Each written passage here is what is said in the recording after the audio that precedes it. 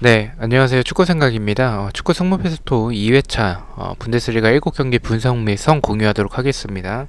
일단 초안 영상을 굉장히 오랜만에 좀 올리는 것 같습니다. 오랜만에 블로그로 인사를 드리고요.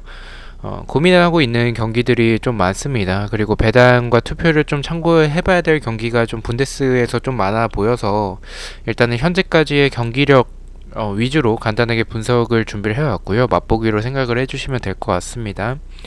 시작 전에 구독과 좋아요 한 번씩 부탁드리도록 하겠습니다. 자, 이번 경기입니다. 프라이부르크 대 켈른의 경기고요. 프라이부르크는 호펜하임에게 3대1 대승, 켈른은 아우크스부르크에게 1대0으로 패배를 했습니다. 프라이부르크는 하버러 카이텔 선수가 결장 예정이고 4승 1무로 4연승을 하고 있고 홈에서는 2연승을 하고 있습니다. 6경기째 패배가 없을 정도로 최근에 프라이부르크의 흐름이 굉장히 좋다라고 볼 수가 있겠고요. 켈른은 안데르손 선수가 결장 예정이고 1승 2무 2패를 하고 있습니다. 프라이부르크의 최근 흐름과 경기력 굉장히 좋습니다. 결정력에서 좀 아쉬웠던 지난 시즌과 이번 시즌 초반의 모습이었던 프라이부르크였지만 최근에는 결정력도 굉장히 좀 좋아졌다라고 생각을 하고 압박이나 이 좌우 전환을 해주는 모습들 그리고 크로스 공격 그리고 프라이부르크는 원래 세트피스가 좋았었던 팀이기 때문에 이런 부분들이 굉장히 좋고요. 켈른 같은 경우에는 안데르손이 없어서 그런지는 모르겠지만 세트피스가 가장 위협적일 정도로 세트피스 외에는 공격에서 이렇다 할 모습이 좀 없는 것 같습니다. 그나마 가끔 나오는 역습이나 크로스 공격들이 조금은 준수한 편입니다. 이 경기 경기력만 봤을 때는 프라이부르크 사이드로 생각을 합니다. 켈른이 지금 안데르슨 없이 또 지난 경기처럼 비슷한 모습으로 나온다면 세트피스 외에는 기대가 되지 않고요. 프라이부르크의 최근 흐름 자체가 너무 좋기 때문에 프라이부르크 쪽을 보고 있고요. 개인적으로 저는 일단 결과를 말씀을 드리면 프라이부르크의 승보다는 무승부 쪽을 바라보고 있습니다. 프라이부르크가 수비적으로 단단하진 않습니다. 그리고 연승이 좀 너무 길다라는 점.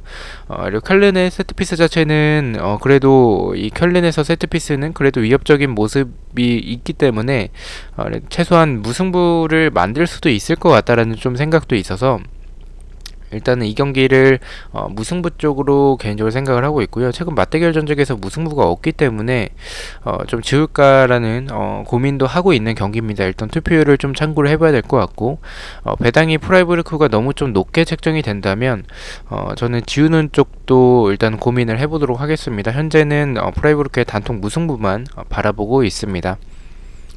자, 3번 경기입니다. 우니온 베를린 대 볼프스부르크의 경기고요. 우니온 베를린은 일단 브레멘에게 2대0 승리, 볼프스는 도르트문트에게 2대0으로 패배를 했습니다. 일단 우니온은 우자, 겐트너, 크루제 선수가 결장 예정이고 2연승을 하고 있습니다. 2승 2무 1패를 하고 있고요. 볼프스는 페르반 그리고 필립 선수가 결장 예정이고 2승 1무 2패로 원정에서 2연패를 하고 있습니다. 저는 개인적으로 이 경기는 조금 쉽게 결정을 했습니다. 우니온 베를린이 크루제 없이도 조금 역습이나 압박에서 굉장히 좋은 모습을 보여주고 있는 최근의 우니온 베를린인 것 같고요. 하지만 수비적으로는 좀 불안한 부분들이 있다라고 생각을 하고 볼프스 같은 경우에는 도르트문트에게 2대0으로 패배를 하긴 했지만 좋은 경기력을 굉장히 좀 보여줬다라고 생각을 해요. 개인적으로 도르트문트보다는 더 좋은 경기력을 보여줬지만 선제 실점과 이제 후방 막판에 좀 라인을 올려가지고 역습에 이제 실점을 하면서 2대0으로 패배를 했었습니다. 이런 볼프스부르크의 모습을 봤을 때 우니온 상대로 지진 않을 것 같다라고 생각을 합니다. 그래서 저는 볼프스 사이드로 생각을 하고요. 볼프스의 수비가 일단 라인 컨트롤이 좀 부족해요. 그래서 뒷공간에 대한 노출이 좀 많았었고 그런 모습들이 도르트문트전에서도 나왔었는데 우니온이 그런 공간을 노리는 모습들이 굉장히 좋게 최근에 보여주고 있어서 우니온의 역습이 통할 수도 있겠지만 이런 전체적인 볼프스부르크의 밸런스와 최근에 보여주고 있는 도르트문트 상대로 도 조금 더 좋은 경기력을 보여줬던 볼프스부르크를 생각을 해본다면 막스 크루제 없이는 저는 우니온 상대로 승리를 해나갈 수 있지 않을까라는 생각을 하고 있습니다. 저는 우니온 베를린의 단통패 예측하도록 하겠습니다. 자, 4번 경기입니다. 18위 샬케 대 13위 호펜하임의 경기고요. 샬케는 헤르타 베를린에게 3대0 패배, 호펜하임은 프라이부르크에게 3대1로 패배를 했습니다. 샬케는 파시엔시아 선수가 결장 예정이고 1무 4패로 3연패를 하고 있고 이번 시즌 승리가 없습니다. 홈에서는 4연패를 기록을 하고 있습니다. 호펜하임은 히브너 그리고 비차크치치 선수가 결장 예정이고 2승 3패로 5경기째 무승부가 없습니다. 샬케가 보여주고 있는 이번 시즌의 경기력, 그리고 굉장히 또 지난번에도 말씀을 드렸지만 얘네는 라인을 왜 높이는지 모르겠습니다. 물론 그게 선제 실점을 하고 나서 이제 득점을 하기 위해서 라인을 올리는 모습일 수도 있겠지만 개인적으로는 그런 모습 자체가 샬케의 모습을 봤을 때 굉장히 좋지 않다라고 생각을 하고요. 그래서 그런 높은 라인으로 인해서 내주는 이런 뒷공간 등을 생각을 해본다면 이번 시즌에 호펜하임이 일단은 이번 시즌에 좋지는 않더라도 샬케가 호펜하임 좋지 않은 호펜하임일지라도 승리하기에는 없을 것으로 생각을 합니다. 그래서 일단 호펜하임 사이드로 보고 있고요.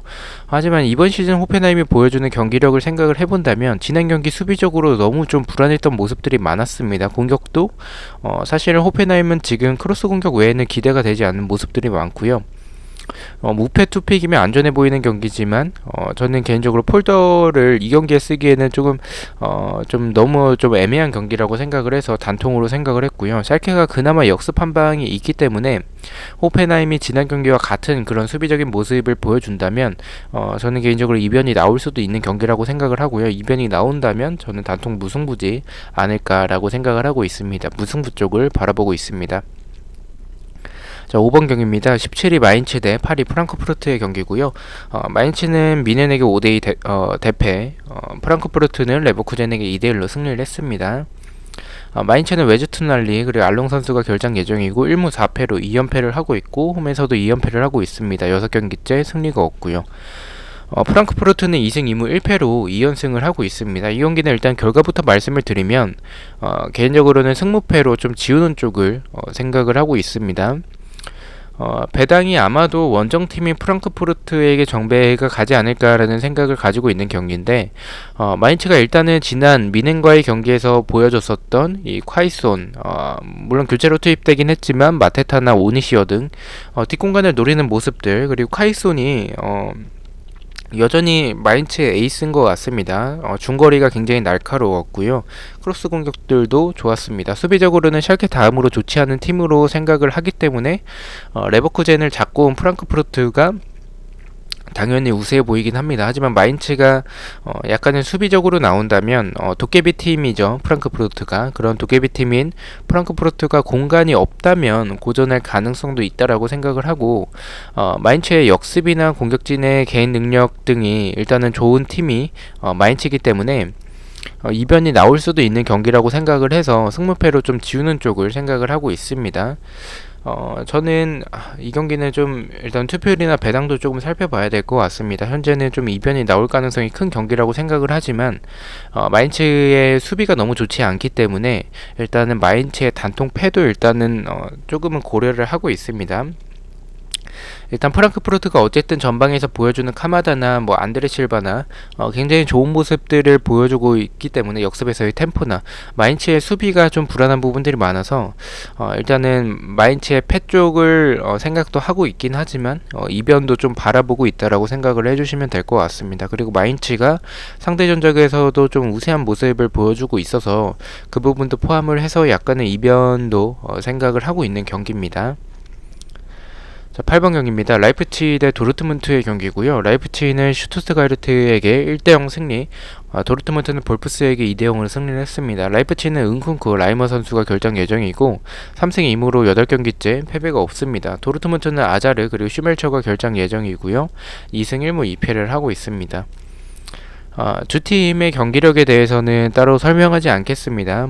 두 팀 다 좋은 경기력을 도르트문트는 최근에 좀 삐걱대고는 있긴 하지만 어쨌든 지난 경기 승리를 하면서 분위기 반전을 했고요. 일단은 홀란드가 복귀를 했고 볼프스부르크에게 경기력적인 부분에선 좀 밀리는 부분들이 있었긴 합니다. 라이프치히 같은 경우에는 앙헬리뇨 선수가 정말 너무나도 좋은 모습을 보여주고 있고요.